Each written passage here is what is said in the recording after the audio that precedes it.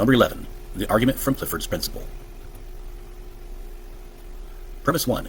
It is wrong always, everywhere, and for anyone to believe anything on insufficient evidence. This is Clifford's principle. If it is not taken as axiomatic, then one is faced with either accepting all assertions, whether supported by evidence or not, or with committing special pleading fallacies by dismissing some assertions because of insufficient evidence, while accepting other assertions despite insufficient evidence. Premise 2. There is insufficient evidence to support the claimed distinction between the phenomena of non-belief and disbelief. While arguments, analogies, and assertions have been offered for an absence of belief as distinct from belief in the negation, being in that state, and the capacity to be aware of the content of the subconscious, no empirical evidence has been presented for this. The argument that one is the expert of their own mind is actually a psychologist's fallacy, and potentially an omniscience fallacy. The claim that one can be consciously aware of the content of the subconscious is an extraordinary claim that requires extraordinary evidence. Conclusion. Therefore, it is wrong always, everywhere, and for anyone to believe that there is a distinction between the phenomena of non-belief and disbelief. William Clifford's Ethics of Belief has a powerful message that is still relevant to this day. The principle as presented is the conclusion of thoughtful insight on how we form beliefs and our responsibility in that effort. While the essay may overstate the moral implications of belief, his core idea, the duty to inquire, reminds us that placing our heads in the sand can and does have consequences in the world. The argument in question fundamentally misrepresents Clifford's concerns. Clifford in his opening paragraph warns us against the suppression of evidence in favor of convenient conclusions. By examining the essay, and considering Peter Van Inwagen's weight on the matter, we can see the real issue isn't just belief on insufficient evidence, but willful disregard for counter-evidence. Let's look at the first premise.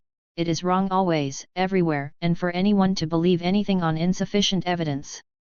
I fail to see how special pleading would be the natural consequence for not accepting Clifford's principle as an axiom. Special pleading only occurs when an unjustified exception is made. Different claims require different levels of evidence, and rejecting a claim due to insufficient evidence is just a necessary part of rational inquiry. Clifford himself might call it a duty to inquire. Clifford's Ethics of Belief actually undermines the author's whole argument in many different ways. Consider the first paragraph of the essay, which details a shipowner questioning the shipworthiness of his vessel.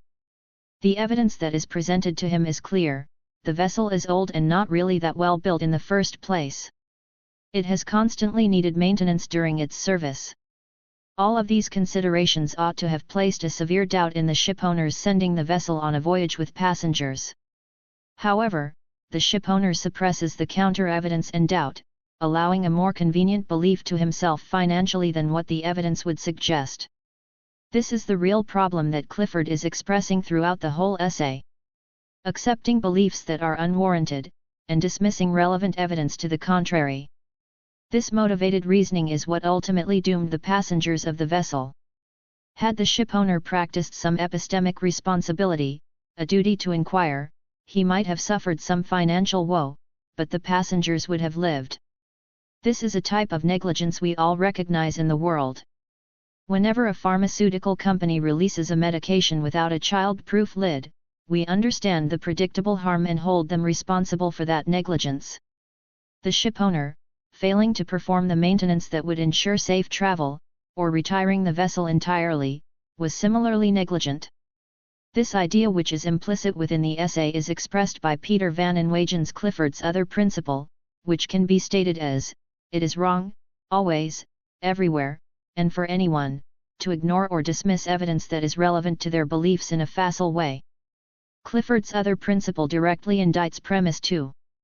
The author has done exactly what Clifford warned against, ignored or dismissed readily available evidence. Neuroscience, cognitive science, psychology, and philosophy provide substantial research that supports the distinction between non-belief from disbelief. Ignoring this body of evidence does not make it disappear. Much like the shipowner, the author has a belief that runs counter to all available evidence.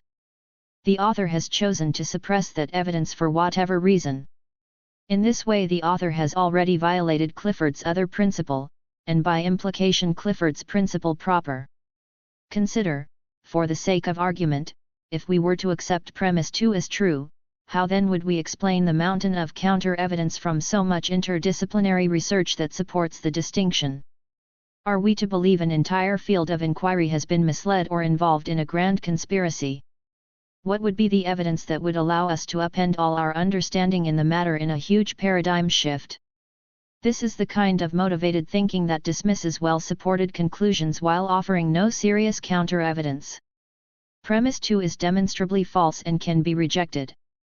The argument concludes, therefore, it is wrong always, everywhere, and for anyone to believe that there is a distinction between non-belief and disbelief. But this fails for the same reason the ship sank.